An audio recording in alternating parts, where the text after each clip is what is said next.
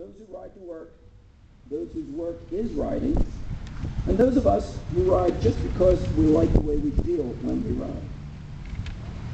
We ride tonight to make a point.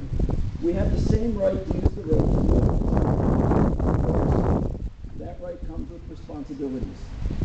Same roads, same rights, same rules. We need to remember that whenever we ride, we are, each and every one of us, ambassadors for all cyclists. If we want to assert our rights, we must also assume the responsibility that comes with them. We must be aware of and follow, whenever possible, the rules of the road as they apply to us. I want to be able to say to motorists, we follow the rules, now you should too.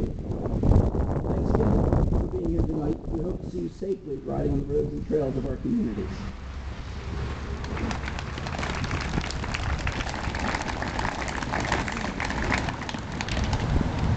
I'd like to give you some biographic information on those who have been killed in the last 12 months.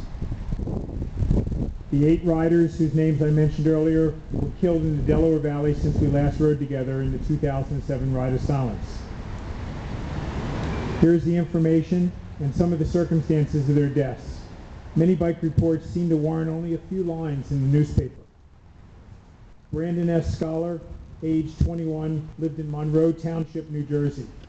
He was killed on Thursday, June 29, 2007, when he was struck by a pickup truck while trying to cross the busy Black Horse Pike on his Mongoose BMX bicycle. He died at Kennedy Memorial Hospital, Washington Township, about an hour after the 4:30 a.m. crash. Tykeem Law, age 14, lived in the Italian Market area of South Philadelphia. On July 14, 2007, Tykeem was killed while riding his bicycle with 4 of his friends in the 900 block of Federal Street in South Philadelphia. The driver of the car, also a South Philadelphia resident, honked his horn and yelled at the young bicyclist to get out of the way. Angered at their slow response, the driver pulled out a handgun, reached across a passenger in the car, and fired one shot through the passenger side window, striking Tykeem in the chest and killing him. He was a 14-year-old boy on a bike. He's dead because he didn't get out of the way fast enough to satisfy a driver who was in a hurry to go nowhere. He just completed the 7th grade at James Alcorn Elementary School, 33rd and Reed. He likes sports, member of the school's basketball team. He was a respectful young man. By all accounts, he loved reading and hated math. He loved baked macaroni, but couldn't stand it out of the box. Most of all, he loved and cared for his 4-year-old brother, Sahir, who he would drop off at daycare and pick up on his way home from school while his mother was working.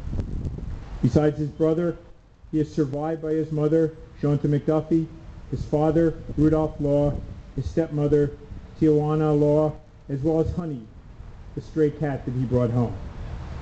All of us as bicyclists are horrified by this senseless violence. We mourn then and now with Tykeem's family. We are frightened because we know that any of us could have been cycling on city streets at 9th and Federal on a July Saturday morning. And yet, we remain hopeful because through the efforts of this group's bicycle groups and this ride, we're committed to promoting calm, safe, and respectful behavior by all road users in Philadelphia and the surrounding counties through education and by example. George Gonzalez, age 26, lived in Fishtown. For the 3rd time in over 15 months, the victim of a fatal Philadelphia bike crash involved a bus. George was killed on July 23, 2007 at 6:50 p.m. while he was riding in a bike lane on Delaware Avenue near Fairmount, when a Greyhound bus made a turn, did not yield to him or give him room to ride on. George, to avoid the bus, stopped suddenly, flipped over the handlebars, and was crushed by the bus's wheels. He was an artist, a musician, and entertainer. He's survived by his sister Carrie and his parents and extended family. William Clark Van Pelt, age 38, lived in Lawrenceville, New Jersey. He died on September 30th, 2007 at Trenton Medical Center. after being knocked off his bike at 9:30 the previous evening by a still unidentified vehicle. He had been bicycling north on Lawrence Road in Mercer County, New Jersey. He was born in Pittsburgh and was a graduate of Penn State University. Worked as a freelance television producer and is survived by his parents and his two sisters.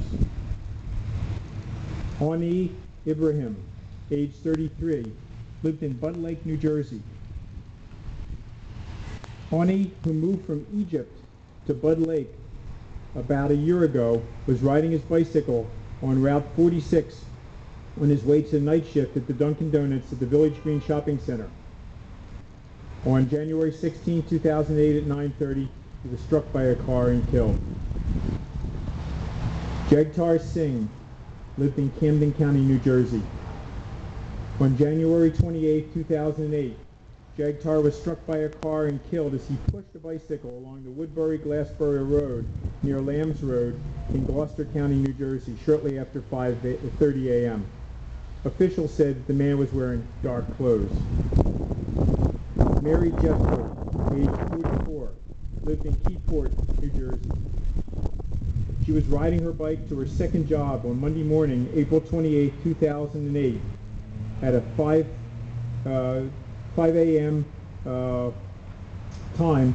She was killed as she crossed busy Route 36 in Keysport during a heavy rain. She was hit by a minivan traveling on the southbound side of the highway. The intersection where she was killed has several pedestrian deaths that are associated with it. She was on her way to the job at the local Quick Check.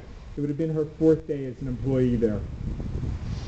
The Quick Store manager described her as a very sweet, bubbly person who spoke with all of her customers.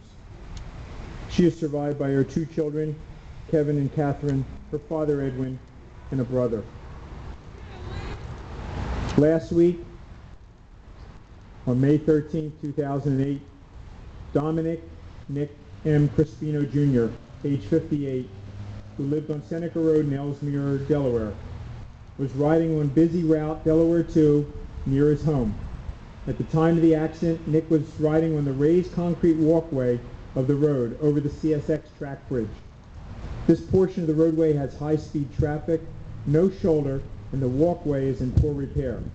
The combination of these conditions caused Nick to fall into the path of traffic where he was struck by 2 motor vehicles and killed. He was a retired Navy Vietnam-era veteran of 20 years. In the last 10 years, he worked as a security guard. But he was both an auto mechanic and a chef at heart. He will be sadly missed by his 2 daughters, Melissa and Audrey, his son-in-law Joel, grandson JJ, and his 2 sisters. He was laid to rest yesterday in a military committal service at the Delaware Veterans Memorial Cemetery in Bear, Delaware. The news reports of many bike deaths often have a statement implying the victim was somehow responsible for their deaths, even though they were riding legally on the road. These statements both belittle and rationalize the death of the cyclist. This practice is far too common and must stop. This year we mourn these 8 cyclists. During tonight's ride, our mass silence honors these victims and makes loud our demand for safer roads for all cyclists in Philadelphia and the greater Delaware Valley. Thank you.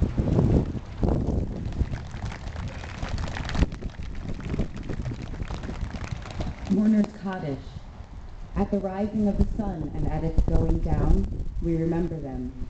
At the blowing of the wind and in the chill of winter, we remember them. At the opening of the buds and in the rebirth of spring, we remember them. At the shining of the sun and in the warmth of summer, we remember them. At the rustling of the leaves and in the beauty of autumn, we remember them. At the beginning of the year and at its end, we remember them.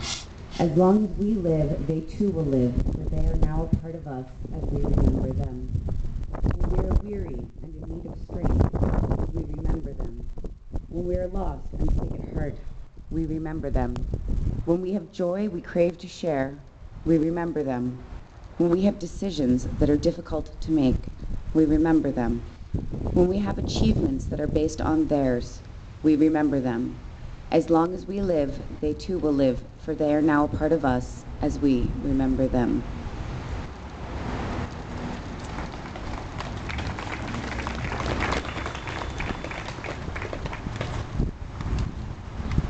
would like to have 30 seconds of silence